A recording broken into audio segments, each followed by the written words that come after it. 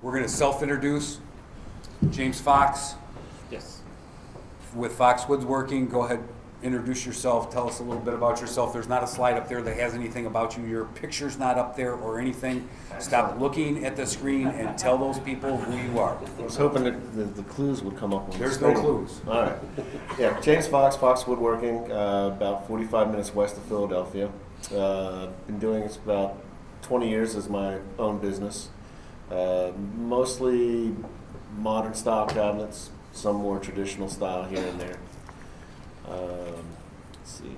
Been with the CMA now about 4 years or so. Right now I'm the treasurer on the board, and I've been brought onto this to help Joe move it along, I guess. With that, we'll move it along. Chris. So I'm Chris Dehmer. I'm with Dark Horse Woodworks. We're about a mile and a half down the road from here. I'm also on the board of directors. Currently, I'm the vice president of the association.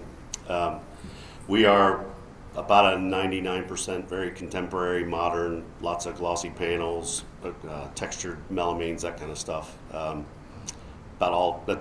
That's the vast majority of what we do. We have 2 full-time employees and a couple of other people that we can pull in from local shops. If they're not busy, we can borrow. They borrow ours. So it works out pretty well. We're a CNC shop, so that's sort of new to us, about a year or so, but it's been a tremendous change in a good way. That's Thanks, about Chris. it. Yeah. That leaves me. My name's Joe Knobbe. I'm a senior project manager with Exclusive Woodworking. We've been in business since 1983. We've got about a 33,000 square foot facility and right around 50 employees at this time. Our primary focus, is high-end residential woodworking, and we do a little bit of commercial work along the way.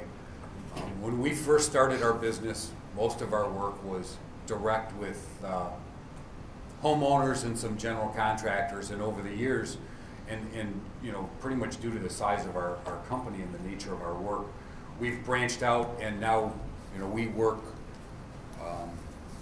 very, very directly and very closely in some relationships with interior designers and architects, and it's one of those things where for us it was a trial and error process for us because we didn't have any experience working with those people. Working with homeowners is easy because we're homeowners ourselves. And so we're working with people who are very much like we are. And when you start working with architects and designers, you're working with a little bit different animal. And there was a lot of trial and error along the way, and there was a lot of things that we learned along the way. And that's sort of the purpose of this seminar, is to teach people or educate them a little bit about what's involved in working with architects and designers, how it differs from working with homeowners. And we have a couple of laughs along the way. I'll tell you a couple funny stories about some lessons we learned, and hopefully that when you get in that same situation, you'll go, I remember that guy, he told that story about this, and I went and did this anyway. Damn it, I wish I would have listened a little closer. So, and I'm going to start by getting a little bit of demographic information from the people in the room, because I like to try and focus this on what's most useful for you. So, how many people in this room own or work for a cabinet shop? And how many people in this room have 5 or fewer employees? And how many people have 10 or fewer employees? And how many people have more than 10? More than 20? More than 30? More than 40? It's a bit more. Well, you're 50. We have lots of headaches. Yeah, more people, more headaches, absolutely. More people, more money. More money. And how many people, how many employees or shop owners here work for a shop where your primary focus is residential work? And how many commercial? And how many something else? What's something else? Dropping Both? Dropping for millworkers. So they're not the shop itself. Oh, you're not a shop, okay, so you do, you're a, We have drops. you provide CAD services? Okay. And then, so he provides CAD services. Who in here does something that I didn't mention as your primary business focus? 50% wholesale furniture. Wholesale furniture that you manufacture? Residential or contract? Retailers are both, but the larger portion of the business is wholesale furniture. Okay. And you manufacture that here in the States? Yeah, Wisconsin. Awesome. Yeah. Not normally. I didn't know. Yeah, see the shocked look on my face? I didn't know there was actually any furniture that was made in the United States anymore. Do you put like proudly made in the USA stickers on it and people go like, that's BS. There's no even furniture made in America anymore. They closed all those shops years ago. Okay, so of the shop owners in here, it doesn't matter what size you are, how many of you currently work with interior designers and architects as your, like most of your business involves them? And how many, and you're not happy about it, I can tell. And how many have never really worked with architects before? I'm going to leave the designer part out of that because there's a couple of groups of designers. We'll get into those people later. I didn't see any hands. Stick them up really high, really high. No deodorant this morning? Torn rotator cuff? Oh, so. Where do the contractors fall into this? Where do the contracts fall? Contractors. Contractors. The folks in the building. Who works with general contractors? Working with a contractor. You know what? And we can talk about working with general contractors. That's not primarily what the focus of this is. But we don't have a really big group here. And the focus of this really is what you guys want to talk about and what you guys want to learn. Because I can talk about what's on this presentation, but what I want to do is I want an opportunity for everyone in this room to share some of your experience and knowledge with everyone else, because I'm not the keeper of the keys to the castle here. I don't have all the answers. In fact, I've done this seminar a number of times and walked away and had stuff that I took out of that seminar that someone else gave me that is now in this presentation that makes me a better project manager. It makes our business a stronger business, and that's primarily why we're here, and that's why these two guys are sitting up here with me too, and that's what helps. So along the way, as I go through this, I'm going to ask some questions, and because of the size of the group, I want you guys to feel free to raise your hand and ask questions along the way. If you don't feel like you want to ask a question right now, would you guys pass some of those pads out? Yeah. The other thing that I've always found helpful is I'll be sitting in a seminar and a question will pop in my head, but it's not a good time to ask it. And then 15 minutes later, when it's the appropriate time to ask the question, guess what's not working in Joe's brain? The question. I can't think of it. I don't think about it until Tuesday, and then I'm like, I wish I would have thought of that then. And that's why I usually get the contact information, and you'll get that. I think it's in the handout, and if it's not, I have some business cards and stuff. I also encourage you, if you have questions, comments, stuff later, you can email me. It's absolutely fine. I will respond to your email, most likely, unless it's like you're asking for money or there's a marriage proposal or something like that. Other than that, legitimate questions. I'm happy. I've done seminars in the past where I had ongoing email conversations with people for 6, 8, 10 months where they continued to ask me questions. I'm absolutely fine with that. So with that, we'll get started. Relationships that you build over a period of years and nurture on a regular basis are the core of our business at Exclusive Woodworking. These relationships take years to grow, but once they're established, they only need frequent watering. The architect and the interior designer each have a certain aura. Architects are notorious for being aloof and intellectual, while designers' creative flair leaves them with a reputation for being fussy and difficult to please. Unfortunately, those stereotypes scare some millwork professionals away, keeping them from making contact. When they do try, they are left frustrated, grumbling about how all these stereotypes are true, and occasionally they'll bid on a project and waste hours trying to interpret specifications that seem to call for outdated products in all the wrong places. You know, I don't know how many of you do bid work, because when we work with architects and interior designers, a lot of that's bid work. We might get a set of plans from a general contractor, or we might get the same set of plans from a couple of general contractors, because that's the nature. And I guess I should back up. I told you a little about our company, but we're in Chicago. We're in the Chicago metro area. So, you know, there's a little bit of money there, and most of the circles that we work in are with very good quality general contractors, and the architects that we work with primarily do residential work. So years ago, when we first started doing work, bidding work to general contractors that involved architects and interior designers, we'd get a set of plans, and this is back in the day where you get a rolled up set of plans. They'd come in the mail or UPS, and they'd come with a spec book, and you'd roll this set of plans, and they'd smell like ammonia.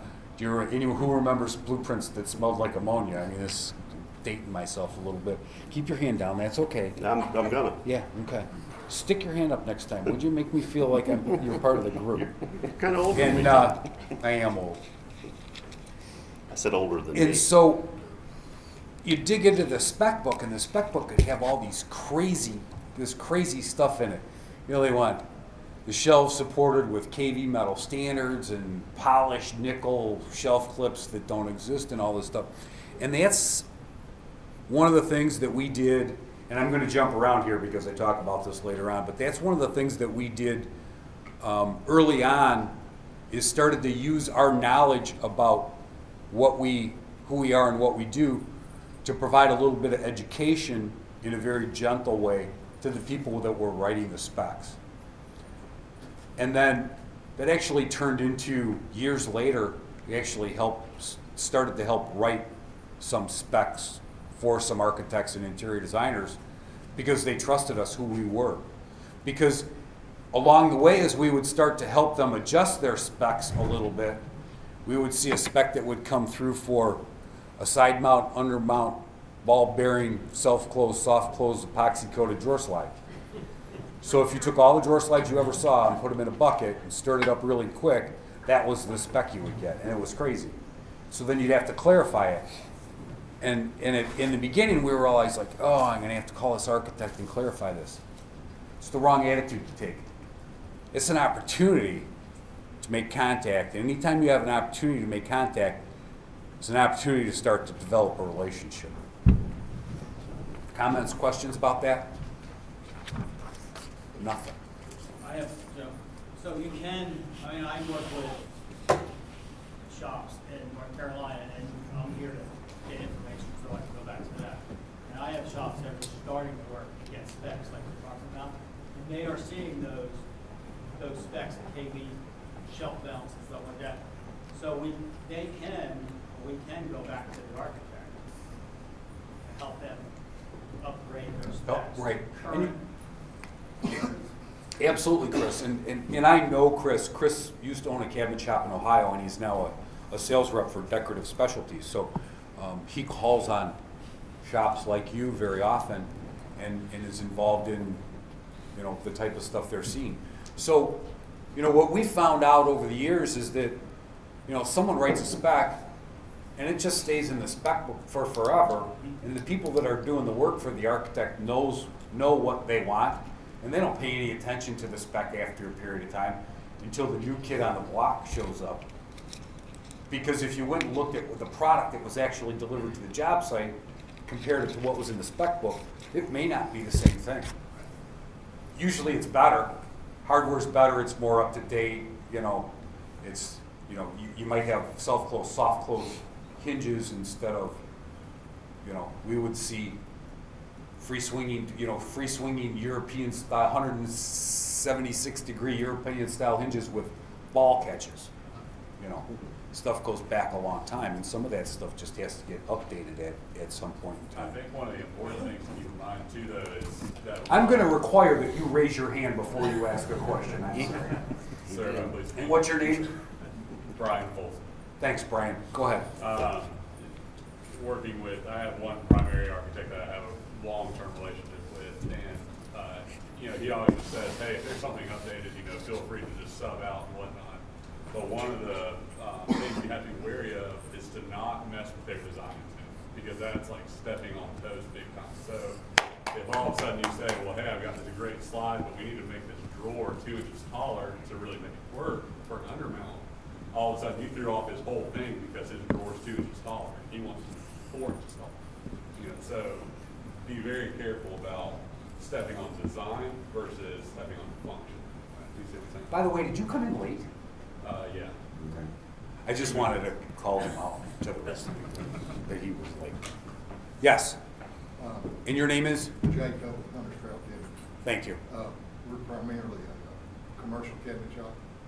And like the lady was talking about, we have to deal with the general contractor.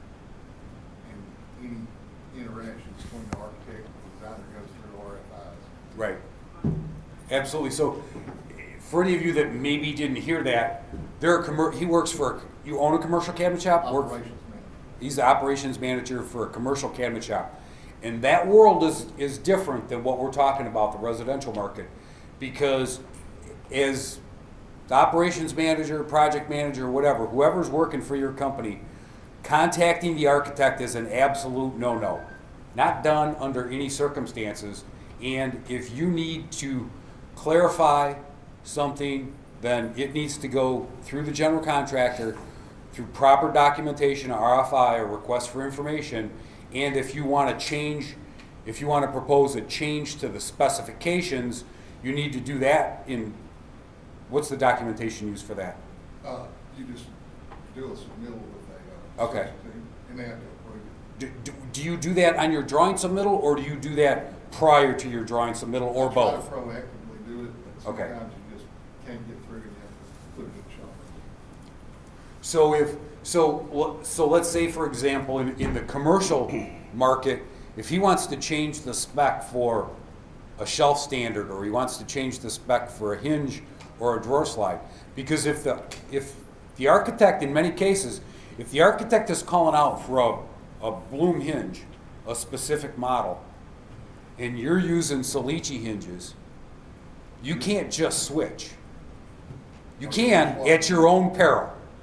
At your own peril. And if they're not happy about it, you'll be changing hinges. And you could be changing hinges in an entire hospital, or an entire school, or an entire bank, or something. So those are lessons learned the hard way.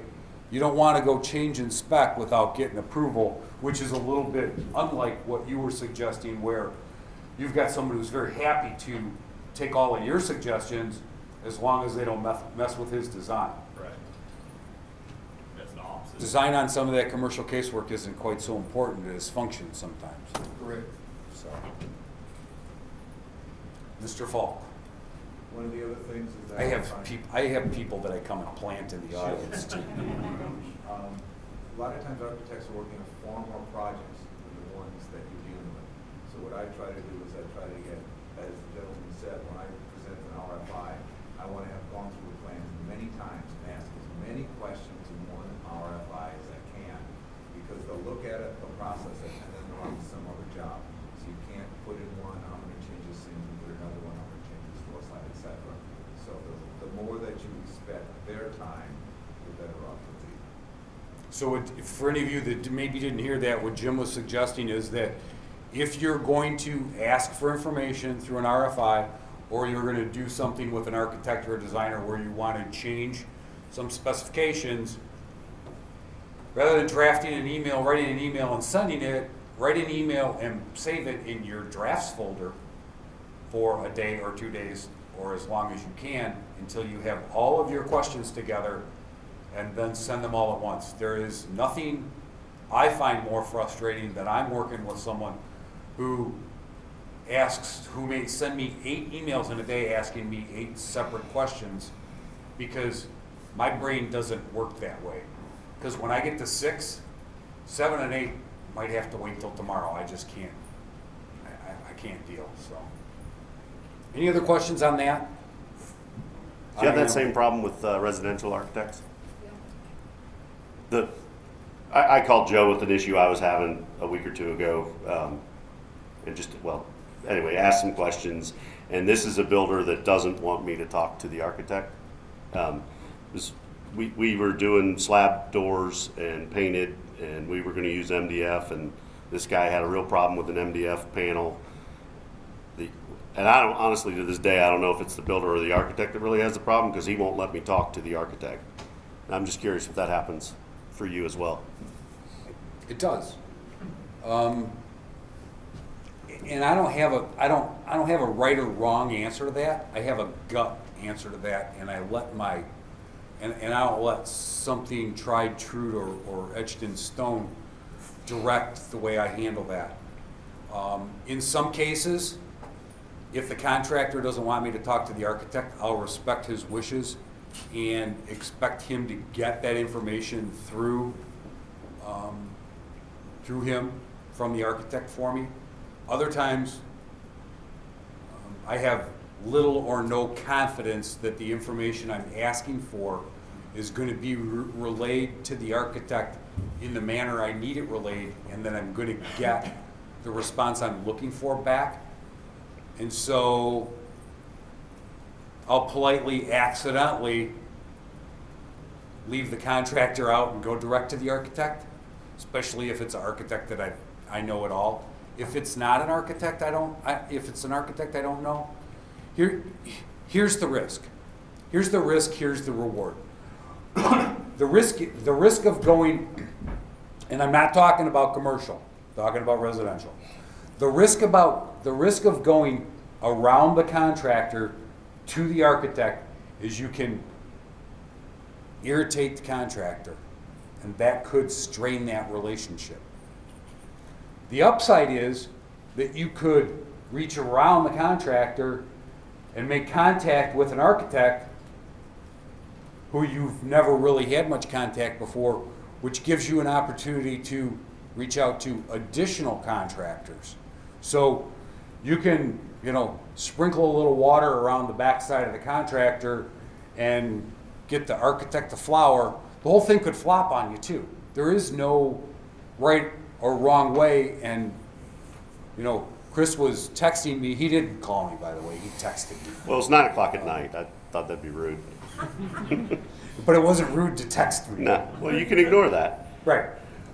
So I didn't have the answer for him either, because I'm not in his shoes and I don't know the contractor. I don't know the architect. So I didn't have good advice other than to tell the contractor to go fly. I'm not making 24-inch wide by 84-inch tall solid wood slab cabinet doors. Not going to happen. So I sub those out to Decorative Specialties and let them deal with it. We're making them out of MDF, by the way. Well, you never did tell me that, yes. Yeah. I've got a question for you on that.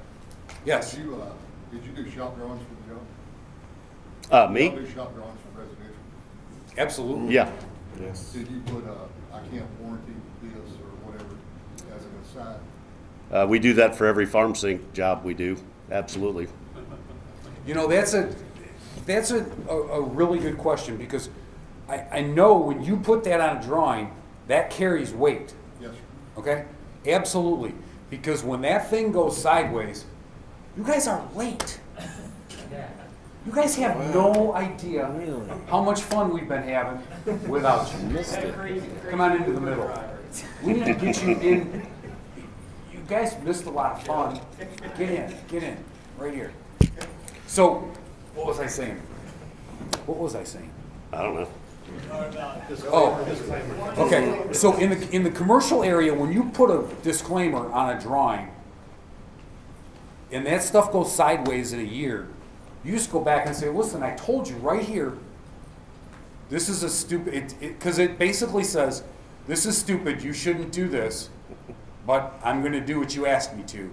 And then when you call me, I'm going to go back and point at this and say, see, I told you not to do this. In residential, It doesn't work that way, or at least my experience tells me it doesn't work that way. Because our clients, so whether it's the architect, the interior designer, or the end user, or all three, because regardless of if we're working through an architect or a designer or a contractor, we still have, most times have contact with the end user. You don't really have an end user. You know, your end user, it might be 100 people. Not unless you go to what's called the OACP. Right. So when I tell someone not to do this, they say that's okay. That's what I want. Do it anyway. And then in a year when it goes sideways, they call me up and say, hey, that stuff didn't work. These doors are warped, or this high gloss finish that I wanted to put on this countertop is all scratched up. I need you to fix it. So I have to take ownership for all that stuff. Now, if it's a high gloss countertop and it's scratched, I'm going to go fix it and I'm going to charge them for it. But if it's something else, they trust me. If I put it in their house, whether I told them not to or not, they think it's okay. So I have to take some ownership for it along the way and make it right. Oftentimes I'll get some money out of it. Sometimes I'll get an "I told you so" out of it, which makes me feel good but doesn't help my pocketbook any. But we do stuff that we don't think people should do all the time, and sometimes it doesn't end that well. So, but it's our job. I had a client call me yesterday, just before I was leaving to come on and get on the plane. And I haven't talked to these people for, I looked back before I left, 12 years.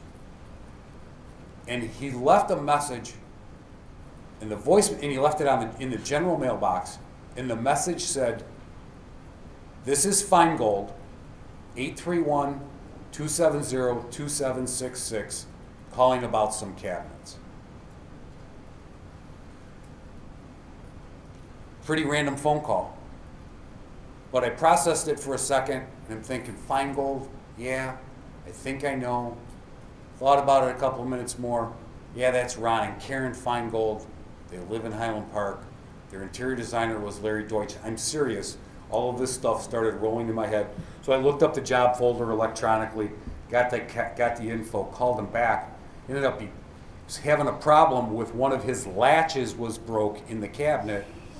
And these people are older. I mean, geez, they're way older than me. They're probably 80.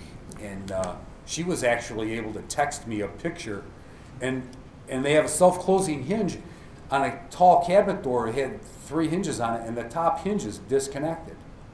It's just, so the door's open and the hinge is closed, and then you can see the mounting plate inside the cabinet. Well, it's at the top of a 7-foot tall cabinet. Most clients, I would explain to them over the phone. I'd walk them through clipping it back on. These guys are like 80 years old. I just sent someone over there to clip the hinge back on. You know, I wrote a work order, sent it to our service guy. He'll have someone swing by their home all the time. But they were both flabbergasted that I remembered who they were. But that's who everyone in this room is. We develop these relationships with our customers, and they become, you know, they're our clients. They're more than our customers. We don't check them out and kick them down the road. We remember who they are, and they respect us for that. So that was off topic. That's how you get referrals. That's how you get referrals. That's exactly correct. And Joe, that line, someone dealing with the same designers we've been working with for 20, 25 years, and we're still, it seems like we're responsible for these jobs forever. And I kind of get that, but how do we still have to put some, there has to be some point, 15 years later, we may as well still service it, but we still have to get some stop point at which we're financially, on the hook for this stuff. You know, so what he was asking, or what he was saying, is that some of these architects, designers, contractors make you feel responsible for providing service for these jobs well after the warranty period would have expired. And I'm assuming that you feel they're making you feel responsible because they continue to give you work. Yeah. So it's part of the relationship. And it's not it's not a big problem. And you started it, Yeah. right? Because you did it. Yeah, I did it. That's it. And I've done it too. So you have to figure out a way to get out of it. So at some point in time, you have to cut the cord. You don't stop the service, you stop the free service. Yeah. And you have to, and I would start by writing it in your contracts or proposals, clarifying your warranty period. And then when someone calls you to provide service, so is the designer or architect contacting you and asking you to go do some service? Yeah. My response to that would be that be happy to go over and adjust the hinges. You'd be happy to go up and go over and touch up the worn out finish on the top of the garbage pullout or the top of the sink door. Put the date of the job completion in there, put the date of the warranty expiration, and then put your service terms in there. Whether you charge for travel, what your hourly rate is, and then what your estimated cost for that work is going to be, and tell them that once they approve it, that you'll schedule the service. Easy for me to stand here and tell you what to do, right? Yeah. That's what's going through your mind, right?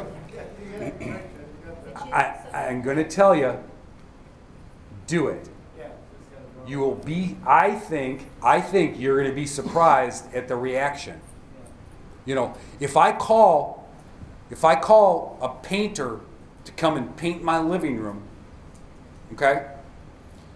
2 years later, when the sun fades one of the walls, or my grandson drew a cartoon on the other wall with a crayon, I don't expect the painter to come and fix it for free. If the plumber comes and rods out your drain and 18 months later the drain's clogged up again, do you think he's coming back for free to do it? No. You shouldn't give your stuff away either. Your time's worth money. You need to charge for it, and don't be afraid to do it. I'm sorry, you were going to say something? I was just going to say that, you know, if you let them, the customers and the designers will let you be their handyman. Absolutely. And you can't do that. That's right. After your warranty's over, then you say, I'll be happy to come out and look at it, tell you what the price will be. And we actually write up a estimate for what the work will be, and the customer has to sign it before we ever begin the work. How many people in here, when you're on a job site, have been hear the words, "Oh, while you're here"?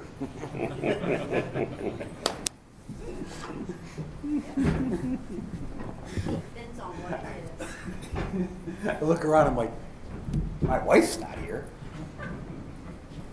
She's chasing me around with that list. Okay. Any more comments on that?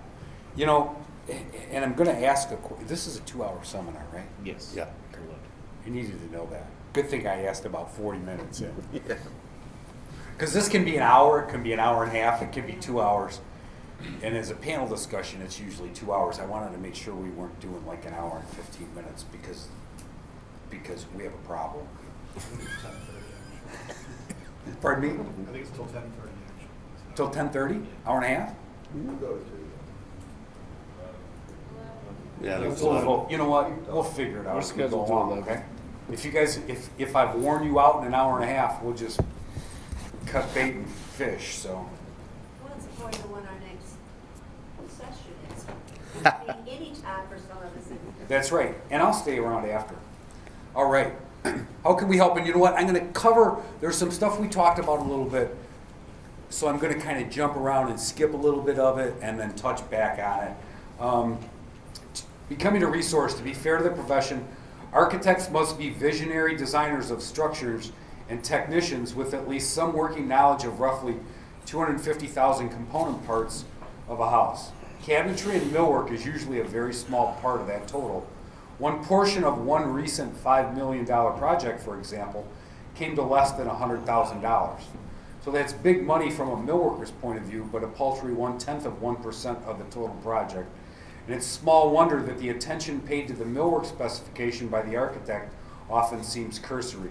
So this is what, you know, I was talking about helping them write specifications and stuff, but the other part of this that I'll touch on is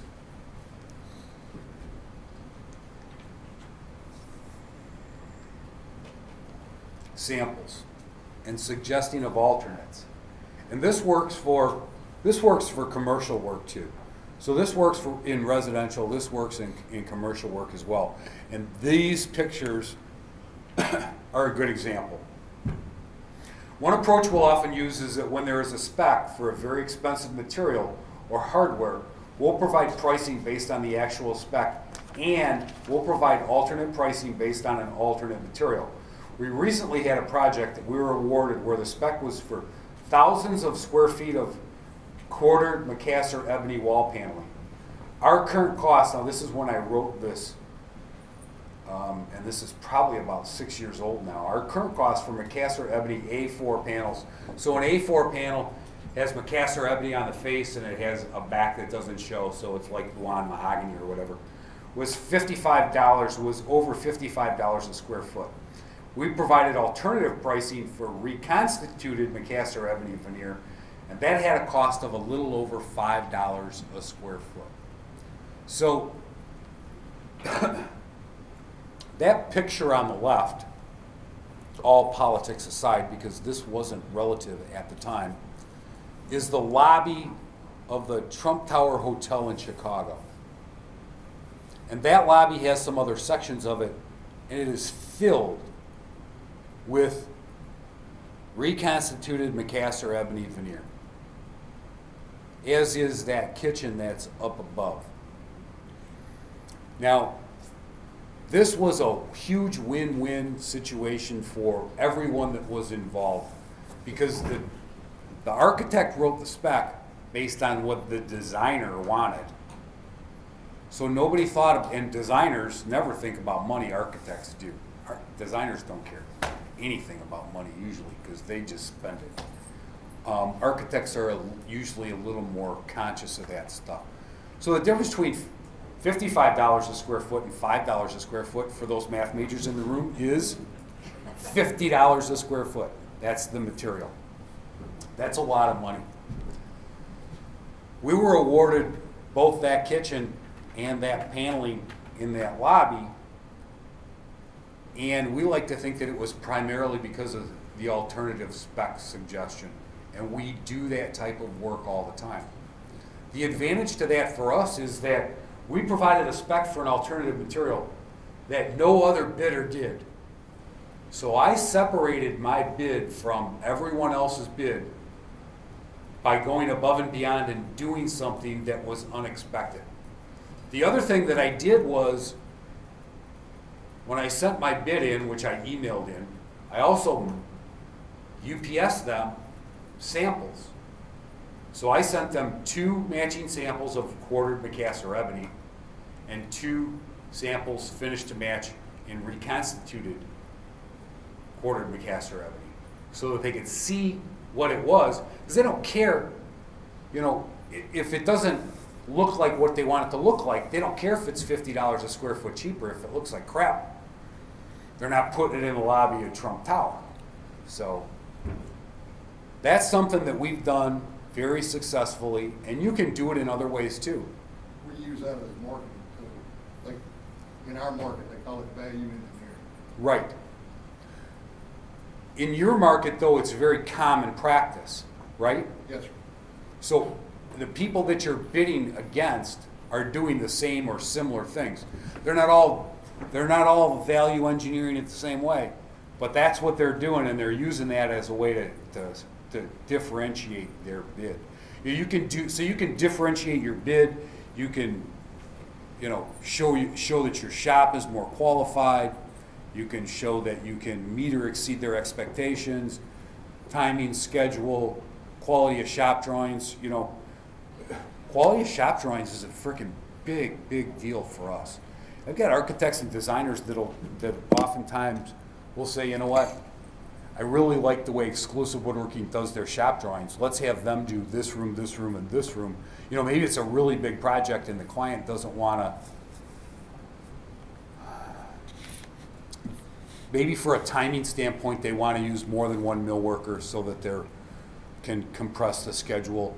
Maybe they have a less expensive mill worker that they can use to do the kids' bathrooms in the laundry room or whatever, and then they're going to use someone who's a step or two up for some of the premium areas. And we have that happen where, you know, I've heard come back to me say, hey, you know what? Let's use exclusive because we like their shop drawings.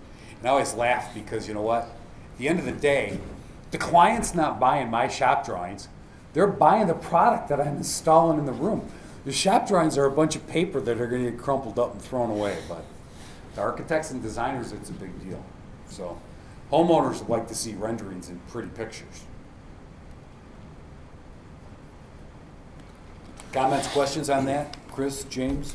Yeah, we see the alternative stuff a lot. We'll get specs now for high gloss conversion varnish finish on it, and being in the modern world, and we do a lot with the high gloss acrylic panels, and we can, even though those things are expensive, we can produce that a whole lot cheaper than I can have a guy spend hours spraying and getting something to high gloss. So we frequently suggest, hey, take a look at this, and you know, it comes down to can they find a color that's acceptable in one of those panels, but we do that all the time with that.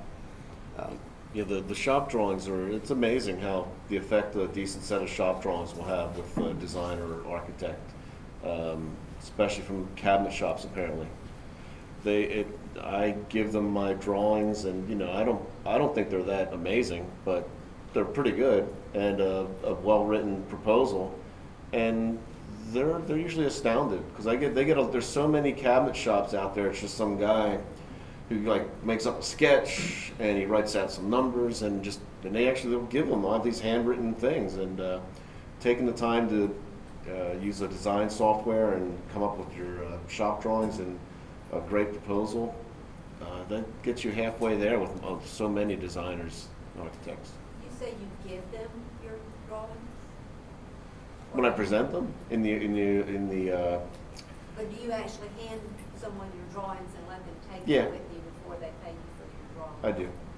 You do? Yeah, You're not afraid they'll take your drawings and shop?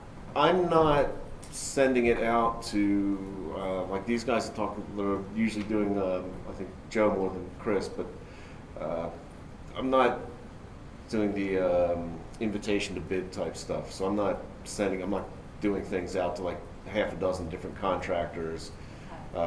Most of I have it's a smaller shop, so it's me and a part-time person. So the bulk of what I'm doing is, and it's part of that relationship thing. I have a couple of designers and a couple of contractors and an architect or two that I've worked with, and I've built these relationships. So when I say I'm giving it to them, it's usually we're getting the job. But when I've worked with like a new person, I've still done it, but it's usually some referral amount is in there too, but it's based on they know I've had these good relationships with these other guys.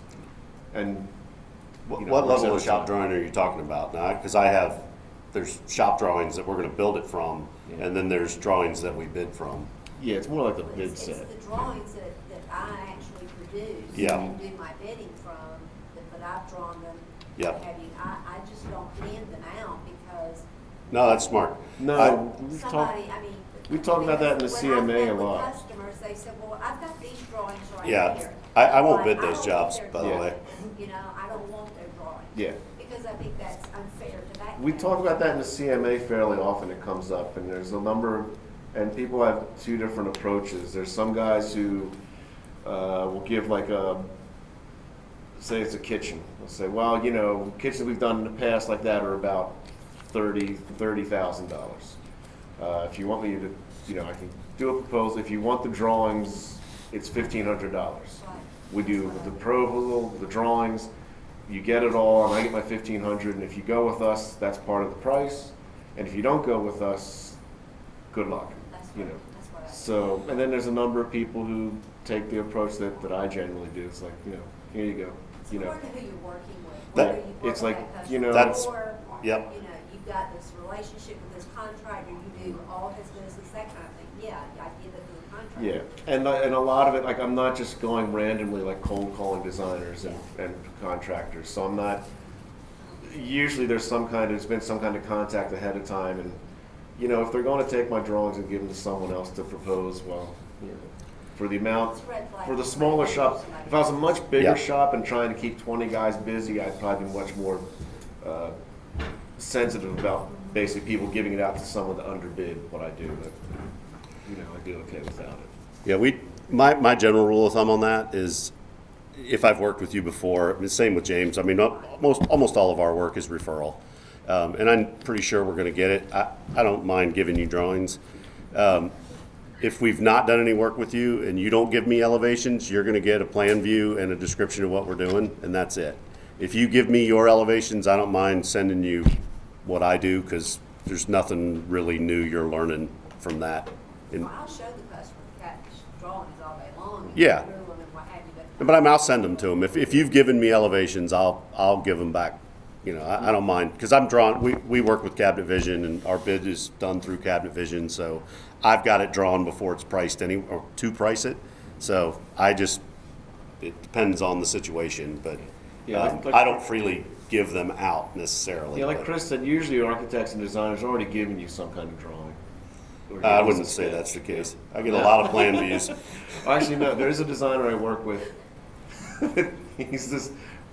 He pays a lot more because I know Oh, we every all have job those he's guys. involved with is going to be a problem. But he's always like, "Yeah, I want to do cabinets like this. You know, like we do it in that other job." Oh, his drawings look like this? Yeah, he's like, Yeah. I don't want to do this, and you know, just draw it up for me. And I'm like, oh, okay. But you know, he's the guy that I've worked with for almost 20 years now, and the only reason I don't get the job from him is because they changed the thing. So he's a little different, but most of the other ones at least have some kind of sketch that, you know, mine are more presentable, but they already have most of what I've given them. So our company, Exclusive Woodworking, we actually have two companies. Exclusive Woodworking is a manufacturing facility, and most of the work that we do is through architects, general contractors, and designers, and we do some work direct, but usually that's with people that we've worked with in the past.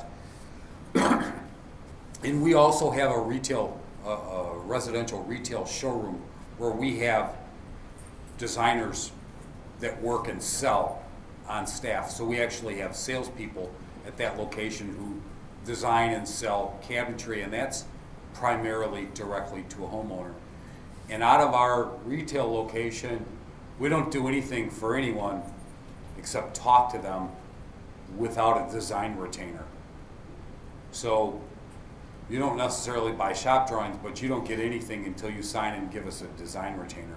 And that's when we start to provide you with some design information. Now we have typically a very qualified clientele, and people who come to our showroom kind of know who we are by our reputation. They're not just picking us out of the yellow pages or whatever. And Exclusive Woodworking, the company that I work for, we don't do shop drawings for anything until we have a contract, except, because everyone knows that there's an except, we do have some people that we've done work for years and years who are very loyal to us, and they'll send me something and say, hey, you know what, can you do a drawing for this? Because until the drawing's actually done, we don't know what we're pricing. And we'll send them the drawing, but we are absolutely 100% confident that drawing, they're not going to take my drawing and go somewhere else. So, you know, we could talk about the pros and cons of should you or shouldn't you give your drawings away. But, and it's part of what I talk about here, and we'll get to your question in a second. One of the things that we do all the time is we provide samples and mock-ups to architects and designers and somewhat to general contractors, and we tell them to keep them. So we do hinge mock-ups. You know, we've provided like mitered corner door hinges, weird European hinge door situations that let them solve a problem, and we'll provide those mock-ups, and we put our company information, logo, stickers, and stuff on those mock-ups, because I want those samples or finished samples, wood species samples, finished samples, paint samples, all those things. When I send, so let's just say, for example, I'm doing a job with an architect and they want 4 different color paint samples, and maybe it's for 4 rooms, or maybe they want 4 paint samples for 2 rooms, and we have a limit of 3 samples per room that we'll provide samples for at no additional cost. When we send those samples out, we make 4 samples. We send them 3, and we keep a copy for ourselves, okay? When they approve those samples, we have them sign off on the sample and scan and email back the scan of the back of that and have them keep all of those samples. And that's self-serving because I want those samples to get dragged around. I want them to get left somewhere. I want them to hand them out to their friends, their relatives, someone else. You know, maybe they've got, maybe it's a designer's office and an architect comes in and the architect sees the sample and says, hey, can I have the sample? And he takes it back to his office and one of his associates looks at it and the next thing I know, I get a cold call from an architect. Hey, you know what? I picked up this quartered figured antigray sample at Jessica Lagrange's office and I flipped it over and lo and behold, your sticker's on the back. I want my stuff everywhere. It's like candy. Just frickin' sprinkle it everywhere because eventually, because it comes at very little cost. If I'm spraying paint samples or staining samples, what's the cost difference between staining 2 samples, staining 4 samples? It's not double. Everyone knows that. It's a little bit. So that's the kind of stuff that we do. Shop drawings, whole different discussion. There's pros and cons. You know, I very rarely see drawings from someone else come into my office to bid from another cabinet shop. And our shop drawings are detailed AutoCAD shop drawings with sections and details and all that stuff. If someone's going through the process of putting together a drawing as detailed as we provide, they're well into the project. And if I see those drawings, that means something went really sideways somewhere along the way if they're reaching out, because then someone's looking for help, and that's a whole different story. So, What's your criteria for coming up for the cost of the design retainer? the cost of the time of what? Of the design retainer. How are you arriving at the cost of that? What are you going to charge people coming to your retail showroom? You know, we have a design retainer agreement. I haven't looked at it for a while, but our basic design retainer is $5,000. So, I know, it's a lot of money. Look at our website, you'll understand. Go to their showroom, you'll really understand. It's we qualify our clients that way. You know, you're serious, you're really serious. So, you know, that's the other thing. So out of our retail showroom, we sell a line of cabinets that's made in Toronto, Canada, called Downsview. It's a very, very, very high quality cabinet. And we use it, you know, they don't make anything that we can't make, but they help supplement what we can do. So, you know, if I buy $5 million worth of product from Downsview in a year, that's $5 million worth of product that I don't have to manufacture, that I don't have to add on to our building. It means that many more employees that I don't have to find, that I can't find enough the way it is. So they're like an extension of our shop. They just happen to be in Toronto. But there's also another Downsview dealer that's not too terribly far from us, maybe 20 miles. So it happened to us a long time ago where we had someone come in to the showroom. Now this is not the shop, this is a showroom, so it's a little bit different situation. Come in, signed a $5,000 design retainer, designed a Downsview kitchen for them. They took that drawing and the frickin' proposal to the other Downsview dealer, and they undercut us, including the $5,000 design, because they were going to pay the other place for a design anyway, probably not $5,000, but something. But we lost the job. And they just, I mean, it was complete BS, because they were buying, you know, they were buying a service and they took advantage of that to some degree. And we have a good relationship with Downsview, the manufacturer. And eventually they actually cut them out and they're not a dealer anymore because, sort of because of tactics like that. But that taught us a lesson, and that lesson is, especially out of our showroom, we need to provide a product that you can't buy somewhere else. Okay? I can buy this shirt. I can buy it on Amazon. I can buy it at Kohl's. I can buy it at JCPenney. I can buy it at Sears. Oh no, I can't buy it at Sears because I don't think there is Sears anymore. Macy's, is Macy's still in business?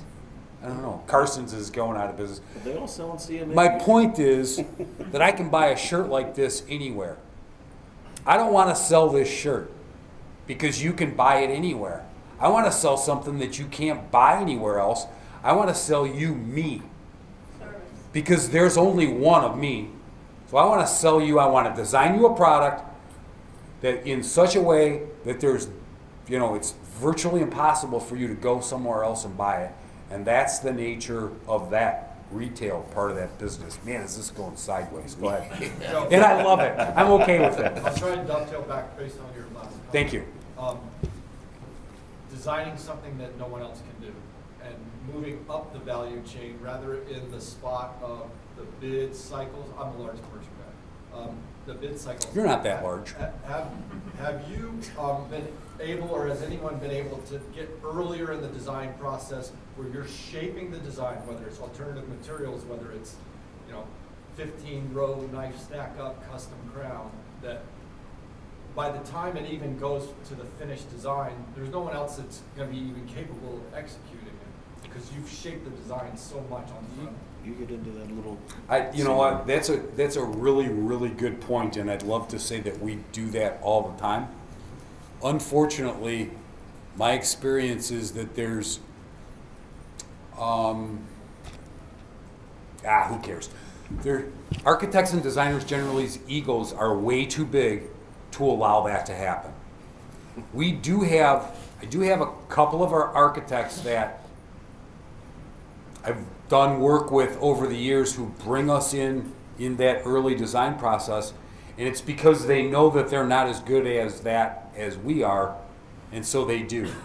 And I'll tell you, those architects haven't ever been very successful. And it's not because of that. It's because I think that large ego that those people have is part of the reason why they're successful. It's part of the reason why the clients that they work for are attracted to them.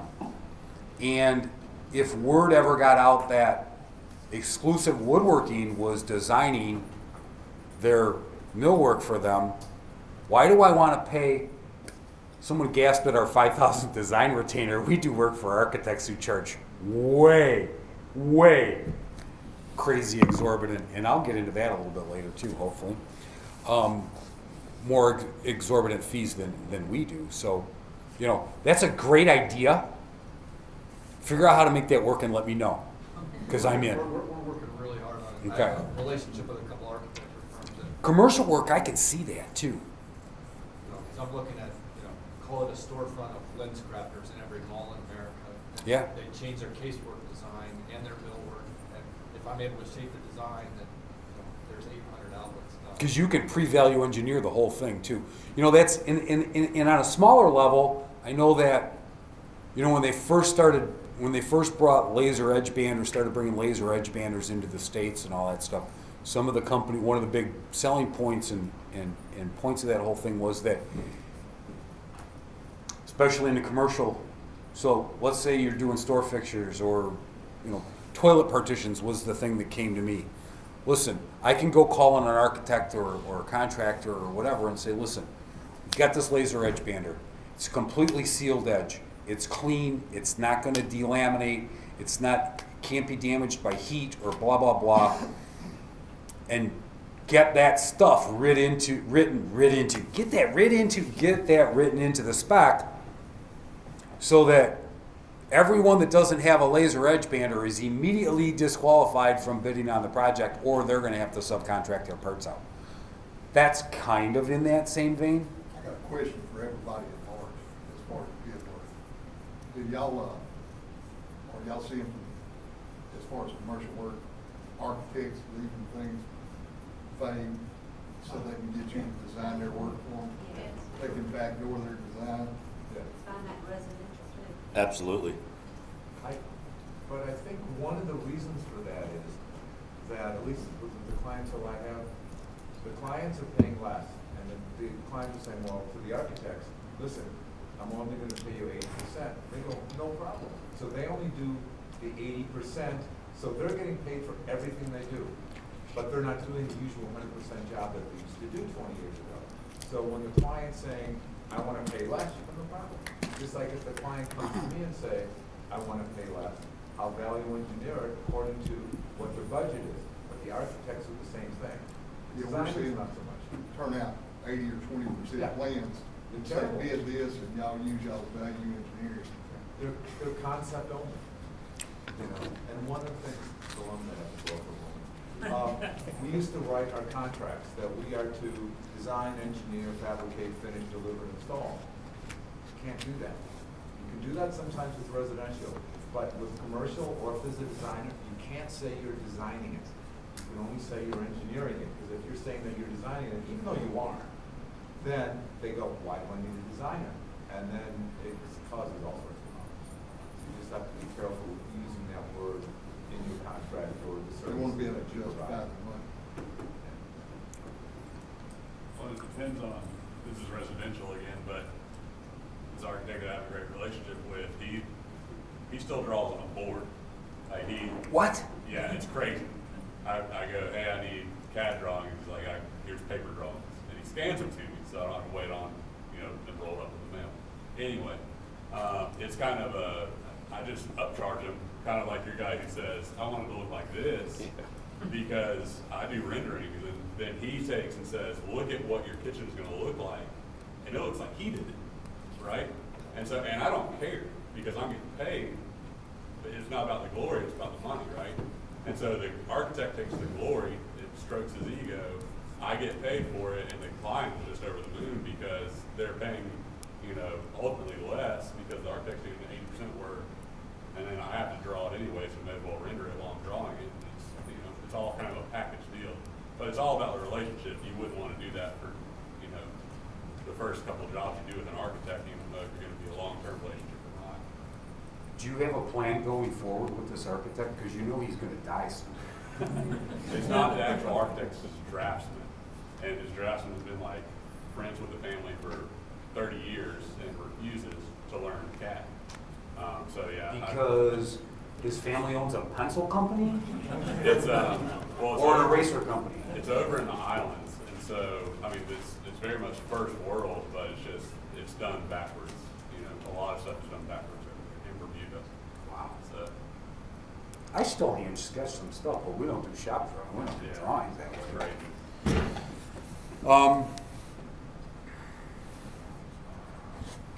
Where were we?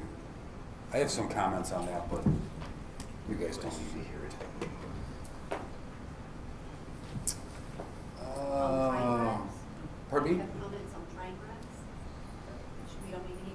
No, you know what? I talked about this a little bit before about sending samples and stuff. The other thing that we've done is we've sent some stuff that was, some bad samples, some things that don't work. Hinge, put a hinge setup together that works and put a hinge setup together showing them what doesn't work. Make sure that it's clearly identified that this is, this doesn't work. So, we do that kind of stuff from time to time, and it's, because someone will want to do something, they'll detail it, and you're like, that's not going to work. Well, why?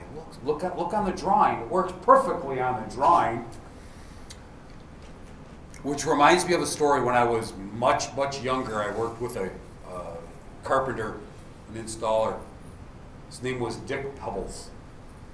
Dick ate peanut butter and banana sandwiches for break time every day, because you guys needed to know that. But what Dick told me that has stuck with me for all these years, and it's been a lot of years, is that an architect can draw an elephant in a teacup. It's our job to try and make it work. And that's an example of drawing something, look, it works on paper. You have to show them it doesn't work in the real world, or what the pitfalls are, and we'll provide those kind of samples too, so. One of the things I do, that I've done, I have, is like, you mentioned MDF. You have these architects, designers, and customers that want this 54-inch tall door, and they want it out of solid wood. Well, they don't grow trees that big to make a solid door. So I show them what a solid door that's been glued and everything else put together, and what a door would look like if you did it in MDF. The door that's solid wood is all warped and what have you, and you show them the MDF door and the finish on it, and it's not warped, and the finish is actually a better finish to me sometimes, and a door that tall. Absolutely. You know, and I'll go back and touch on that too. In that long text conversation that started at 9 o'clock at night. It's 8 o'clock in Chicago, just so you know. He's right.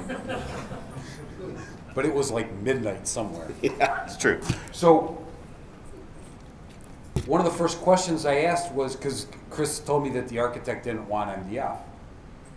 So what's the question that you ask when they say they don't want MDF? Why? Why?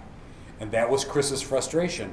I don't know why, because I can't talk to the architect. I'm dealing with the contractor, and the contractor's just telling me what the architect said. I don't want MDF. Somehow, something got somewhere, and he's making them out of MDF, which is the right product. And I told Chris, I said, at some point in time, you have to just say, hey, I won't do it. That's how we got to that. Yeah. I said, I'm Put not your gonna. foot down. Yeah, like Not if gonna you, guarantee. if you're insisting on this, we're not gonna do it. Yeah. So, You could play the sustainability card, I think that resonates with people. yeah. Sustainability? It's just- Like I said, I don't know where the problem really was. And in this case, the architect, who I've never worked with, recommended me to the builder. I don't know who they are, how they found me, whatever. I know they came from some big firm, which we may have done some work for at some point, but that's what kept making me think it was the builder's problem, not the architect's, because those architects clearly should, if they're recommending us to the builder, they should know how we do things, and that we're not doing something that isn't an industry standard. Right. And most contractors know that. Yeah. Yeah. The compromise was there were some panels going to the floor, and they wanted those out of some solid wood. So I said, fine, I'll make those 3 panels go to the floor out of solid wood. But the rest of it's got to be MDF. And my guess is when the homeowner gets in and they see it all warped and they can see the grain through this paint grade thing that's solid wood, we're going to be remaking them out of MDF at some point. Tip, don't say I told you so. Yeah. It never ends well. Ask me how. I'm really I know. bad at that, Joe. Yeah, I know. I am too. Think it, don't say it. Yeah. Yeah, there's You know- times I definitely say it. Did I say that in my I'm out gonna loud get- voice? I'm going to get off topic just a bit for a second here. You mentioned sustainability, Christopher. Yeah. How many people, your name's Chris, his name's Christopher. How many people in this room Not deal according with to my mother. clients or architects or whatever that talk about sustainability or green building products? You're in the commercial industry. That's your life. You have to live it. Because you know what? The people who are spending the money that you get paid from, it's not their money. They don't care. They care about that stuff. You know, there was a period of time 10 years ago where all of this green building and all this stuff was crazy and certification and all that stuff. And I'm telling you, we would submit pricing for projects where they were looking to get some certification stuff, and we'd provide 2 proposals. One using, the process, and one our regular, and no one ever picked the more expensive one. When people are spending their own money, they're not doing it. And the fact of the matter is that there was almost no difference in what we were doing except for the documentation. The materials were the same, the processes were the same, the finishes were the same. It's all the same stuff. It was just all this freaking crazy documentation. People don't want to pay for paperwork. Just like my clients don't care how great my shop drawings are. They just care about what's in their house. Oh. We only ever hear that from a designer who thinks Right. it's better to be green, and we go the same route of why. You know, what's this matter? That Right. 2 days after this finish is cured, it's just plastic. Kermit. Yeah. It's easier being green. We've Yeah. seen it as a requirement rather than a nice to have, because the lead and Right. Right. how it's tied to sometimes when the large commercial buildings are being built, the owner builder who's paying for it is getting tax subsidies. Right. So then it becomes a requirement Right. to qualify for their tax subsidies, so the building has to be LEED certified. Yeah, you know, we used to see stuff come out for bid that they were looking to get LEED certification on the residential project.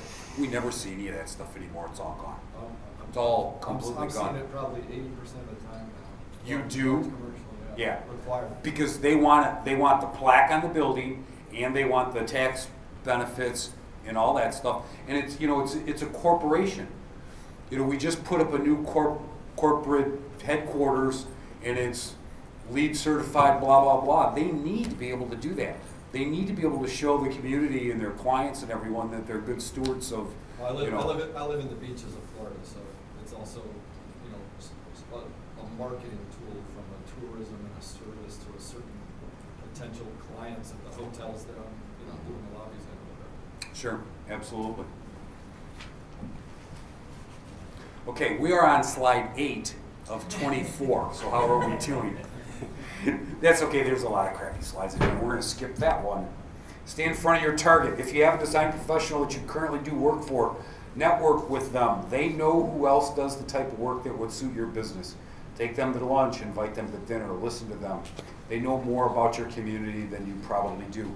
One of the things that we did to help grow our business and to reach out into the design community is we would start to go to events that architects and designers were attending. So in Chicago, the Merchandise Mart is a big gathering place, and they have all of these social events.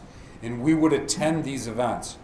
And the benefit of that for us is that we would attend these events, and we would see or talk to an architect or a designer that we knew, who would then in turn introduce us to another architect or a designer that they knew.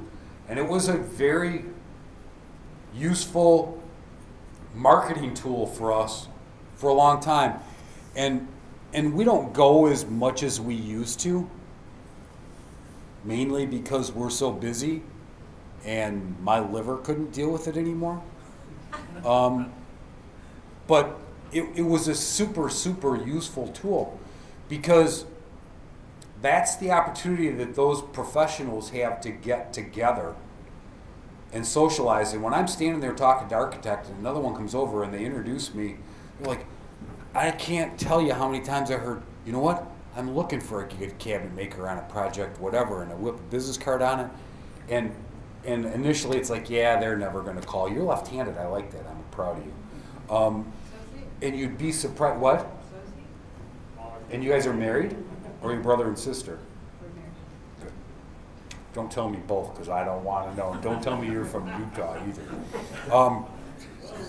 But you have no idea how many times initially I would hand those business cards out and I'm like, no one's going to call me. Shut up. I'm telling you, 95% of those handouts turned into some form of contact, and I'll bet you 50% of that turned into some work. So, you know, a $50, $100 ticket to a social event and a train ride to the city, and you know, I'd take my wife sometimes, or we'd go, you know, my boss and I would go or whatever. So those, you know, those are the types of events that through your local AIA, which is the Architects Organization, or ASID, you can get an idea of where those events are happening in your area, and it's something that we've done in an effort to reach out. And the other thing, this is a good one. Sometimes it's about being in the right place at the right time, and that touched on that a little bit. But over the years, we've secured a significant amount of work by being in the right place at the right time. You may have an architect or a designer that you bid work for, that does work in your market, but have never had the opportunity to do any of their work. It's important to stay in contact with these people, because at some point, the shop they're currently working with may stumble or just be too busy to get the project completed in time. And in this case, And this is a case where there can be an opportunity for you to step in and step up. This is your time to shine. One of the best market, I'm not going to talk about it. So, a good example, a long time ago, this is back in the early 90s, there was an architect that continued to ask for us to be included in the bidders list. And this guy did a ton of residential work. He did beautiful, beautiful work. And we bid stuff for him for, I'll bet, close to 5 years. And he probably did 4 or 5 houses a year, which these types of houses, 4 or 5 houses is a lot. And we never got any work. We'd bid it, we'd find out we were the low bidder, we'd find out that he really wanted to use us, but the client didn't want to or whatever. And we never got any work. And we were this close, because we said it probably 4 or 5 times. This is it, last time. We're not bidding this shit anymore. Sorry, pardon my French. We're not bidding this stuff anymore. We've got too much time and money invested in it. We landed a job. Holy moly, what are we going to do now? We got a job. Well, you know what? That turned into, in a very short period of time, we became his preferred mill worker. We did all of his work until he died. And in his particular case, he was a super guy. He was really a great guy. He had a fairly large ego, and there was absolutely there was no secession order in his office. When he was gone, the business, they rolled it up and buried it with him. So there was no secession process, but regardless, we still worked for him for probably 10 or 12 years, and we were his go-to mill worker. It was all because we didn't give up. He was doing the kind of work that we wanted to do. So it was a case where we were bidding it because we wanted the work. It wasn't we were bidding it because the work was there. We really wanted it because we knew we could do that work for him and please him. So don't give up. Now, if it's crappy work for a crappy architect or a crappy contractor, yeah, did it a couple of times, go, you know what, I don't want to do this stuff anyway. Let's move on. So comments, questions on that? It's the first one. Now I'm going to talk about the difference between architects and designers, because there is a difference. Working with architects is much different than working with designers. Typically, architects will be providing all the specification and will be looking for a little input from you as to how the project is to be constructed. Trust me though, if you take the time to develop a relationship, they will value your input. It's not always the principal who makes the decisions about who to work with. Oftentimes the associates play a very vital role in that process too. And then designers. Designers can be a much different group from architects, and often they are very talented individuals who have very little business skill. Are there any interior designers in this room? I like to make sure that I apologize before I offend, because I may do that. We like to group designers into 2 categories. True designers. People whose main source of income is derived from interior design work, space planning and layout. These people oftentimes provide fairly detailed plans and specifications about their intent for a project. This is the type of design that you can provide a true bid for. And they are similar to architects in this regard and often have architects on staff. Given the opportunity to bid on work for a true design professional, oftentimes price is not the only reason for selecting a subcontractor. The other type of designer, Joe cringes, that we refer to as a shopping bag designer. They show up at the job site with a shopping bag full of stuff, magazine pictures, napkin sketches, stone and wood samples. Now, when I wrote this, that was more the norm, the shopping bag thing. But now, what I see is this. Look at this. Look at this. I saw this on Pinterest. It was fantastic. I love it. Oh, and look at the little puppy, the way he makes the floor look beautiful and all that stuff. So They stopped carrying the bags around, and now they have all this stuff on their smartphone. So it's the same thing. It's just different, and it's frustrating beyond belief. Who in this room loves Pinterest? You get a lot of work from it. You don't have to love it to get work from it. I hate it. What's that other one? There's another one. House. House is kind of falling out of favor a little bit, though, isn't it? Pinterest running all Seems that. to. Yeah. Someone sent me something a while back that it was a link to something on Pinterest or House or something, and I clicked the link, and then it told me to sign into my account. I'm like, I gotta have an account to look at some picture or something on Pinterest? Are you kidding me? I emailed the client back and said, listen, if you can screenshot it and send me the picture, fine, but I'm not setting up a Pinterest account so that I can look at a picture of a silverware insert that you're interested in having. So as technology forward as I am, I haven't caved into Pinterest yet.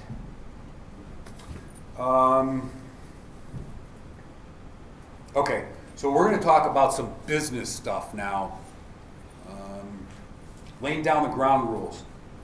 And this is really important, and for you who do any work with, and it's especially important for interior designers.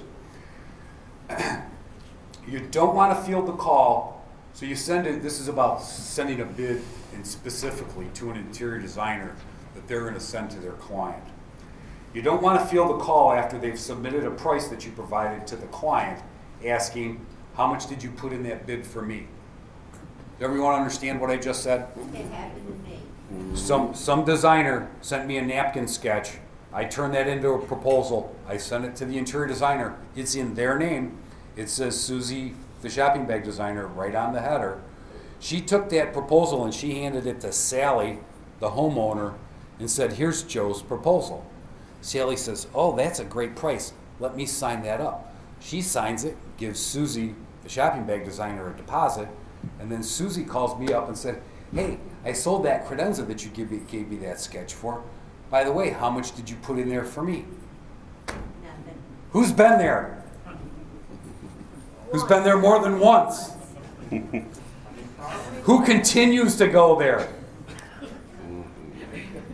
Well, it was a homeowner that called me. The homeowner called me and said, did the designer tell you to put money in this bid for me? I'm not going to lie to her. I said, yes, she did. And she said, take it out. I said, I sure will. I got the job. Designer got kicked out of the job. So, Well, we're going to talk about that in just a second. How's that? Because I have a different opinion of that. There's some ethics there. What? There's got to be some ethics there. I mean, if the designer got you the job, didn't you just go behind their back? That's the only designer that has ever come to, my husband was in this for 35 years. He retired. I'm now working with people that bought our business, bought our building, not our business, just our building. And it happened to him one time, and that was the time. And he said, no designer has ever done that before, ever said. Usually, they get our bid, and the designer gives them their bid.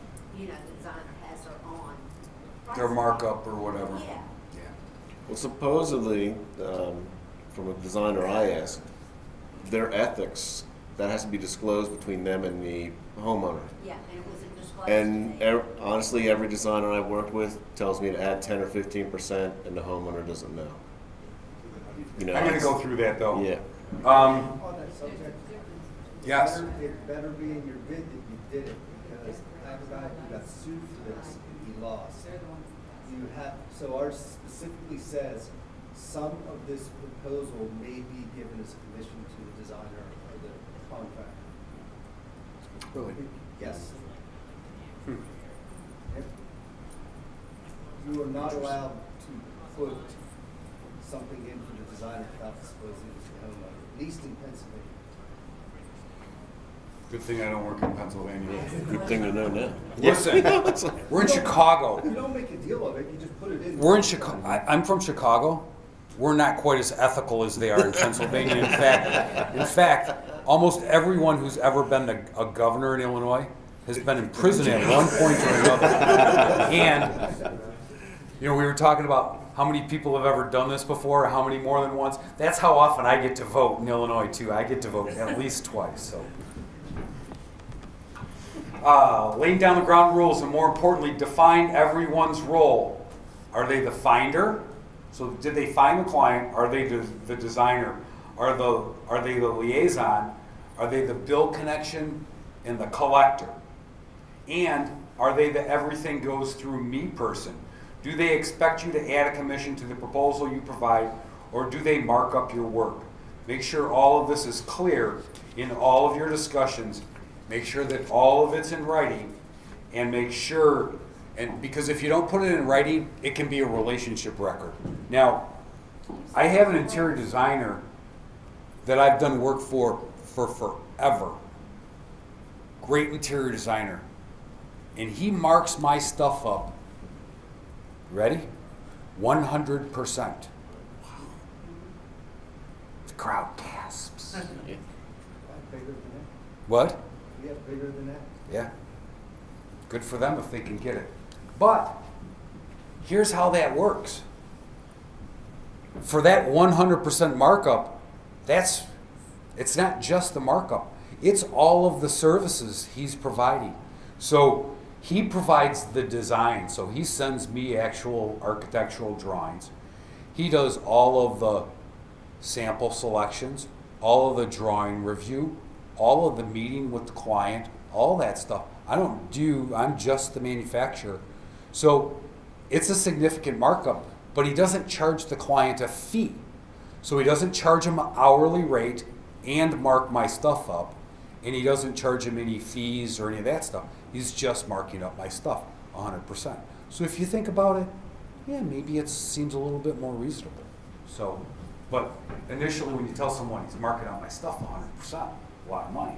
Yeah, you know what? It is a lot of money, and that's fine. We all deserve to make a lot of money, right? You know what his problem is? His clients are dying. They're all dying. They're all old and they're all dying. His client, that's the old people that called me yesterday that are old. And you know what? Their kids, you know, we have this happen with architects and stuff a lot, is that you have an architect that does work with a client, and then their kids will use the same architect to do some work years later and stuff. And we've been going through this transition period where all of these kids are using different architects than their parents used for whatever reason, because some of these people are, you know, it's just kind of cycling around in this whole group of, so now we have this new group of up and coming architects that was, for us it was a little bit of a challenge because we have a very established shop, and some of these architects and designers that we were doing work for were starting to slow down their businesses and weren't as busy as they were, which affected us a little bit. And then we saw that all these other designers and architects were doing all this work. It's like, whoa, you know what? Somewhere the road went off on a different way, and we needed to back up and get back on this other street over here. And so we had to, you know, get back over there and get it. So, you know, you like to think that because you're established and respected shop, that all the work's going to continue to come in your door, but it's not always the case. Authority. The definition of the roles is just as important as the laying down of the ground rules. It's important to know if the designer has the authority to approve color samples, shop drawings, door samples. If your agreement is with the designer, they would have the authority. If your agreement is with the owner, then it's of utmost importance that the owner provide approval. After all, that's where the money stream flows from. So, important note, years ago, we did a job. So it was an interior designer that we'd done a number of jobs for. And we sent her the proposal for this work. And she said, you know what, just rewrite it and send it to the homeowner. And we put a percentage in it. And the homeowner signed the contract, sent us the deposit. But then the interior designer reviewed the shop drawings and approved the color samples. And we installed some stuff that the client didn't like. And guess what? That didn't work out how I would have hoped it would have. So, If your contract is with the homeowner, you need to make sure that whoever is approving that stuff has the authority to do it. In this particular case, I should have had written authorization from the homeowner to accept the interior designer's approval as the approval. Because when that stuff got installed, the homeowner went freaking crazy, like lock her up crazy. And we fixed it. And it all ended up okay, but we don't do any work with that interior designer because she threw us under the bus. So that didn't end as well. And I'm going to go back and I'm going to talk about your thing with First your of all, designer. I want to say this. The customer didn't even have a contract with the designer. They never even signed a contract with the designer, so, you know, I went in there and I thought they had a contract with the designer. I didn't know they didn't have a contract until the customer called me and said, I don't have a contract with that designer. This is somebody my husband met at the social club. That's some shady shit. You know? That's designer stuff. Architects don't do that kind of stuff Yeah. either. That's crazy designer Yeah, it stuff. was. So yes, in that case, I think you probably handled it the right way. That's not how I would always handle that though, because I'd be very careful about that. Believe me, Because I've to got all say, kind of documentation right, and because shut down because of that. to tell the homeowner what you did and lose the designer, you got to remember that it's important to know that the designer has an opportunity to bring you way more work than a homeowner does. They got one house and some friends. Maybe they have a second house and they have a lot of friends. But a designer's got tons of clients. So, you know, whether you're working for the owner or the designer or the architect, in many cases, the person that you really want to please, because, you know, how many kitchens have you ever done for the same person? Many. One person. For one person? For one person. I've done two houses for one person. Okay. So how many kitchens have you done for one designer or one architect? Dozens, Several. Dozens for us. So, there's a big difference there. I've probably had a dozen clients that we've done multiple kitchens for. They bought a new house, whatever. I had one client, honestly, that I put a new kitchen in the same house, in the same space, 3 times. 3 times. 3 new kitchens this lady had in the same house. Now, Is she dead now? she's not. You know what, Mr. Smarty Pants? She's only about as old as me. So she's like almost dead. Present from each new husband? No, it's actually kind of funny because, no, she's married to the same guy and she's a freaking great lady. So we did the first kitchen and it was all with the same architect too. And then, and the first kitchen was beautiful, but then the house next door went up for sale.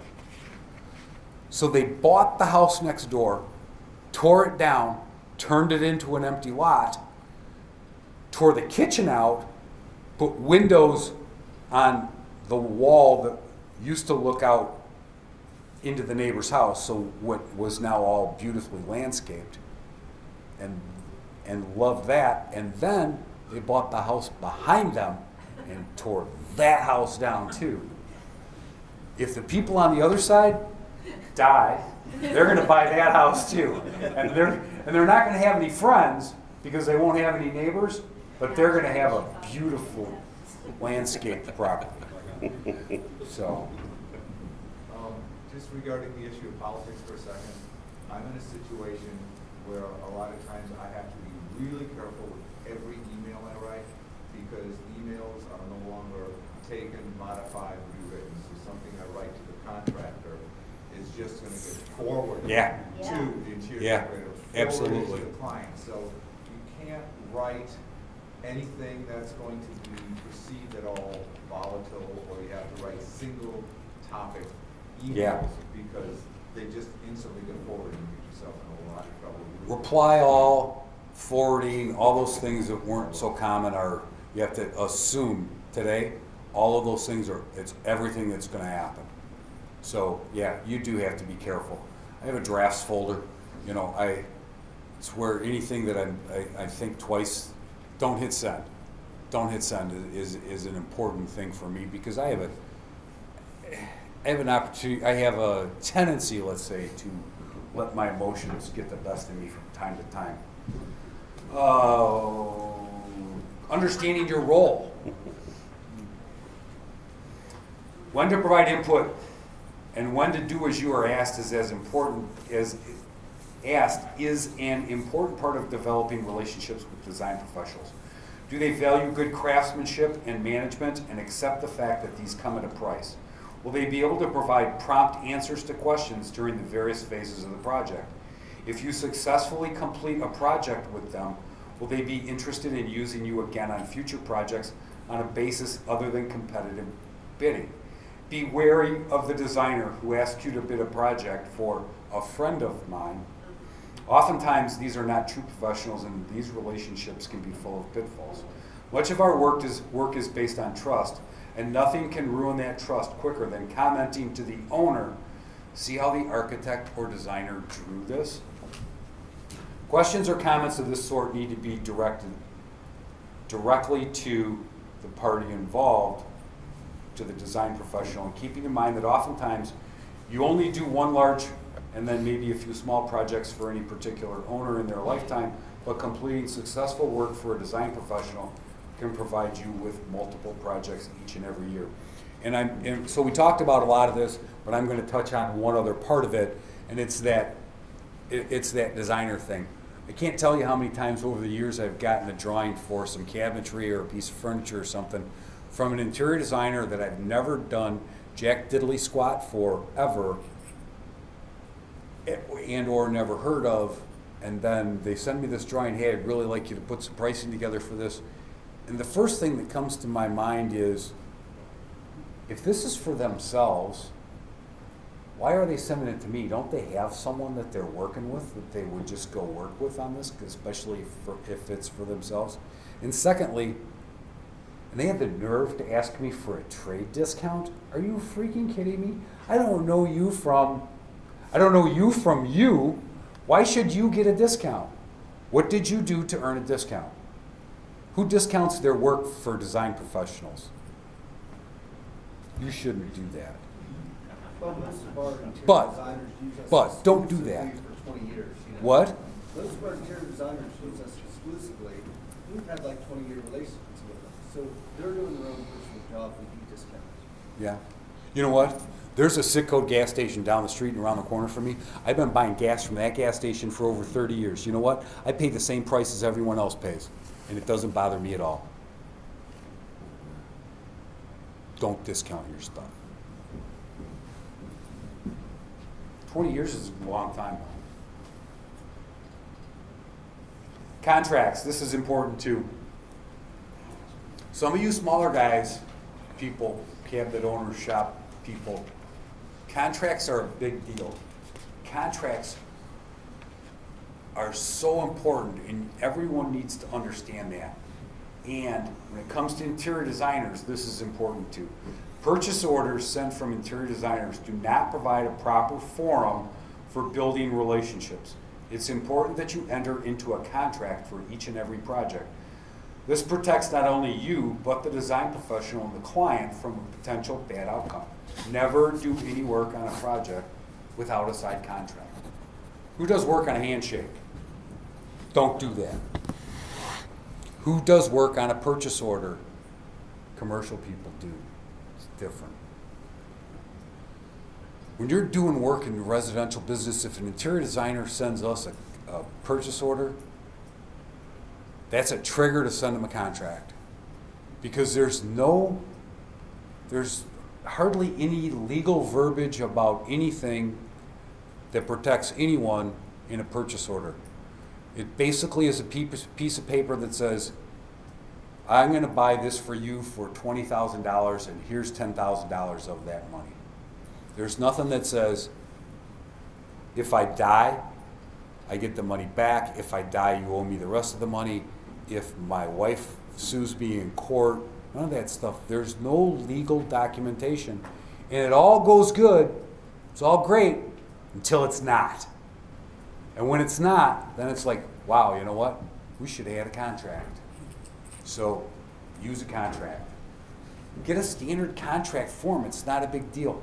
Use a contract because you'll thank yourself sometime in the future when you can go back and say, hey, you know what? Good thing we had a contract. Now, on the other hand, I'll say this about contracts, and I think I touch on this in one of these other slides, but I'll just do it now. The best thing for us about a contract is write a contract, have them sign it, fold it up, put it in the job folder, and never go back and look at it, because that's how our business is. I don't really care what the contract says, because I'm just going to do what's right at the end of the day. Very few cases do I ever have to go back and look at a contract and go, oh, holy crap. So, completion dates. It's always a good idea to immediately get a projected completion date for a project. That way you can work backwards and create a timeline of when critical decisions are required in order to keep the project on schedule. Always provide this information in a timely manner to all parties involved. Sample submissions, this is something that's important too. Color matching and sample approvals are important. Even things as simple as laminate samples, and the commercial guys will vouch for this, should be submitted in multiples for approval. Never take anything for granted. If the design professional provides a sample for you to match, you should then in turn prepare samples for their approval. Oftentimes they provide samples that are very small or old and ask you to match them, but make it a little more red or a little more green. This is the perfect example of why you need to take the time and go to the expense of providing samples for their approval. Never match their sample on the project. Match your sample. Always make sure you have a copy of the signed approved sample in your possession. And we also use a label on our samples that has some identifying characteristics, along with that note at the bottom you see that says, this sample must be viewed in the same location, at the same angle and same lighting conditions as the final product. Due to the nature of wood, finishes, and lighting, there may be a certain degree of variation in shade and grain pattern between this sample and the final product. These variations are nature's trademark and are not reason for replacement. So our sample process, just so you know, is we provide new, fresh samples for everything we do. I have thousands of samples in our shop, honestly, really thousands. And if I send that sample to a client and they say, that's perfect, I love that, and they sign the back of it. Now they may sign their name underneath someone else's name who had already approved that sample previously. We don't use that as an approved sample. We use that as direction to make another set of samples, fresh new samples that they can approve. Because that other sample that they saw and signed off on might be 5 years old. Always new samples on every job. If you have a showroom, you know, and I get it, you've got a door sample and Mr. and Mrs. whoever say, you know what, that's the door, that's the color, blah, blah, blah, that's it. We make a sample. You don't have to. We make a sample because we learned the hard way that that's not necessarily the best way. It's certainly not the best way for us. So, shop drawings. Generating shop drawings is preparing detailed drawings where the information is derived from the client's drawings and or specifications and pertains to your portion of the job. This is to convey to the client what the product will be like when completed. In addition, it is used by the shop when ordering materials and fabricating product. Never ever proceed with fabrication without signed, approved drawings and samples. Always signed, approved shop drawings. Don't work without approvals. If the designer calls and says, oh, those drawings are great, go ahead, it's approved. That tells me, guess what? My response is, sign that baby and send it back. Scan it, email it, fax it, something, whatever. I want your John Hancock on that drawing because this isn't coming back to bite me in my left cheek. I have a customer sign too, and a contractor. You know what? More's better. Absolutely. The fact of the matter is no one's ever going to take responsibility for it anyway. But If you go to court, it does, it helps. right. We all know how court works. you know, we've been in business since 1983. We've only ever gone to court one time. So, and we were anxious to get there. So, and you know what? That guy's dead. That guy's dead. I mean, naturally, right? This No, wasn't it was- anything it had in nothing court, to right? do- This is Chicago we're talking This about. is again. Chicago. I'm from Chicago, you know. Pardon me? Last weekend. No. Yeah. Yeah, exactly. God. You know, it's funny because they have all these shootings in Chicago, but they only count if it happens from 7 o'clock on Friday night until like 2 o'clock on Sunday morning. That's the weekend. But all the people that get killed the rest of the week, shot or injured the rest of the week, they don't count those. They only publicize the weekend shooting count.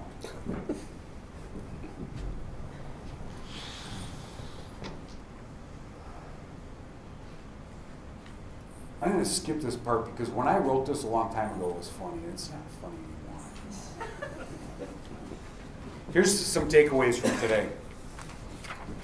Contact your current architects and designers, set up a meeting to review current sample specifications, set up a company-wide policy to make sure that all work involving design professionals proceeds in a uniform, professional manner. Review your shop drawing procedure to make sure that you're providing the information that the design professional requires. Make sure that you're using signed contracts, no purchase orders in all cases, never working from a purchase order, and review your sample submission process. And certainly we talked about many, many other things. And there's probably a lot of things that we didn't talk about. I want to take this opportunity to accept any questions from anyone else. And I've probably worn everyone out. It's been an hour and 50 minutes. I see some people packing up. And you are welcome to leave at any time. And Joe, there's a question. I thought she was scratching. How's you go? So we do primarily high-end residential finished carpentry. And on a recent project, the architect actually asked Todd if he could be the quality control on the project. Because he respects what you do? Or because what? He didn't respect the builder. Okay. And It's so, just strange. like, I'm the analytical one, and my thinking is, if we could get to the architect and get in earlier in the project, we have a 3D laser scanner that we can come in and scan, you know, if the walls have been framed, and then overlay the plans and show them that the substrate is out of tolerance. And it can be corrected before the finished carpenter gets in there. And, you know, the builder encourages us to make it look good. You know? Right. So how do So, we so approach if you the were architects? doing that, who are you pissing off? Yeah, that's what I thought. Okay. Is that your best interest? We're a subcontractor. You're a subcontractor to the builder. Correct. So the builder's paying you, and you want the architect to use you to provide quality control earlier on in the project. Okay? Might have two different contracts, two different functions. You can charge them for your carpentry work, but then charge them for quality control too. Right, It's- I mean, it's I two guess different I'm services. asking, It's like, is that like just, good cop, you know, bad that's cop, feasible? cop with the same GC. I don't know about that. I don't have that, I gotta be honest with you, I don't have that answer. That's, I mean, it's a way to make, I get it, but the advantage to you is you can get paid for your services, right? And it could improve your profits on your finished carpentry work because you come into a job that was in better condition. It's value Right. added to the architect to get his design intent built. Right. Within the specifications, it should be value added to the builder. You know, they should care about building quality products. Maybe present it to the builder first. I mean, I'd be concerned, why do they need a quality control guy? Like you were saying, if the walls aren't right, like why would they have that guy on the job anyway? He isn't building a straight wall. I mean, it just seems like that. The you builder shouldn't is a be train needed, wreck, or essentially. the job is, Yeah. yeah. Yeah. The only example I can think of that comes to mind is, there's a very large appliance storage, Apt Appliance, and they probably sell 90 or 95% of the appliances in the high-end market. And they have absolutely owned the market. So when they do an installation, so we're talking about Sub-Zero and Wolf and, all high-end built-in stuff, they have someone on their team that goes to the job site before they even deliver the appliances and check all of the cabinet installation to make sure that when the installer comes, that everything's right. Checks all the openings, checks plumbing level, checks to make sure that the electrical and gas connections are in the right place, all of that stuff. And if there's anything wrong, it has to be corrected prior to them sending the installer, because their installer's time is valuable. Not that this guy's time's not. And they found that that's the most efficient way for them to run their installation process and stay on schedule. What you're suggesting wouldn't be too dissimilar to that, but it would need to happen earlier on. Mostly though to say your masonry wall is not one. Right. And, so now it needs corrected. And You could always do a they're not always DBA. willing to do that. You could do a DBA and, make it look like a different company unless it was gonna be actually Yeah. you doing the work and based on the builder. But if you did a DBA, you could write up a proposal of, hey. It's still the same people, they know who it is. Yeah, that's true. You are shooting yourself in the foot though if you take the builder off.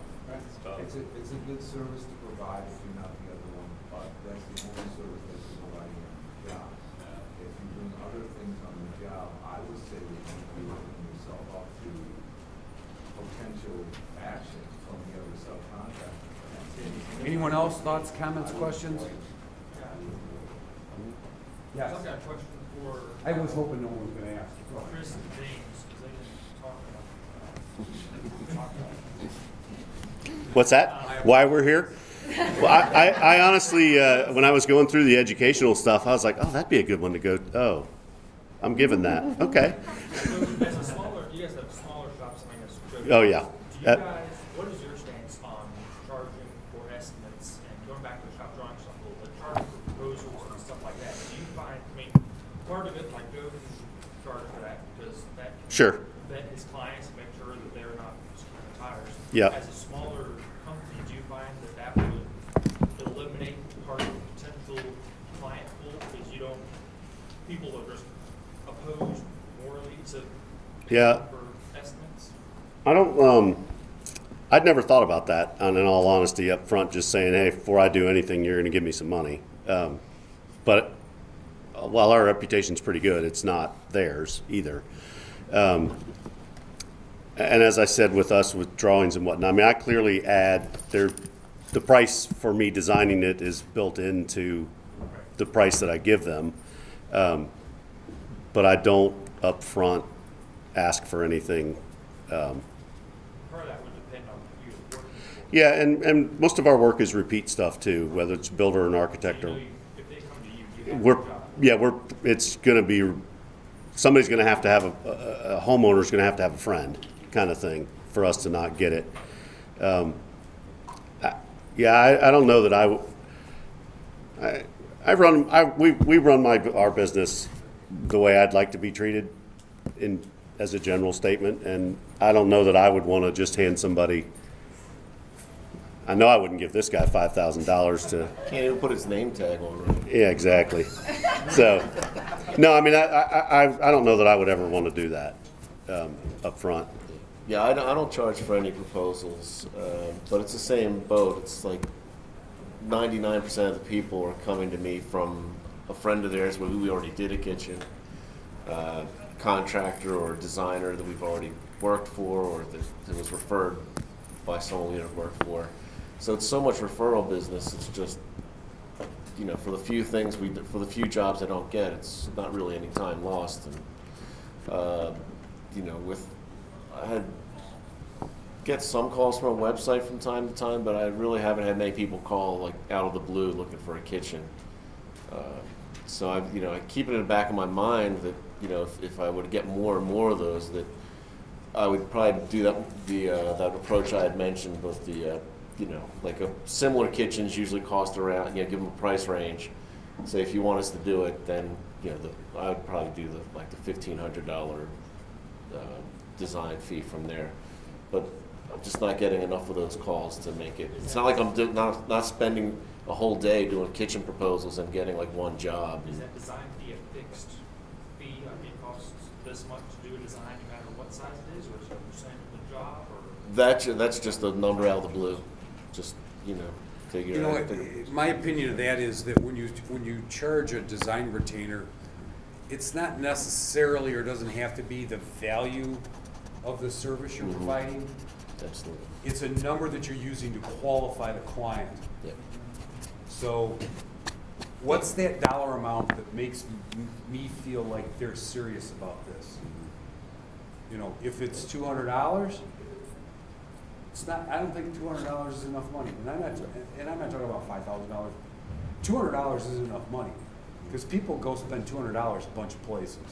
I think that what James is suggesting, $1,500, is a more reasonable amount of money. And before we can continue this conversation, but before too many more people get up to leave, I want to mention two more things. This was sponsored by the Cabinet Makers Association. We're all Cabinet Makers Association members. They're board members. I'm a past president. The CMA is here to help you. Chris made a joke before saying that he wouldn't give me $5,000, but I did have him do well over $5,000 worth of work for me just not too long ago. And Well, more than that, I sent him the bill and he said, "Are you sure this is enough? You can rethink it if you'd like to." And I sent him a bigger bill. But these you know kind what of the funny part is? conversations We paid it. Yeah. But these kind of talks, what we have on our forums all the time, like various topics, like you mentioned the texting at 9 o'clock at night. That's fairly common amongst our members who get to know each other. And, you know, it's just, you know, if you're not sure about something and you just get a couple other opinions before you dive into something, or try and figure out why your finish is bubbling up like at 9 o'clock at night, you know. Yeah. Yeah, so it's a resource that a lot of us, you know, use quite a bit. So.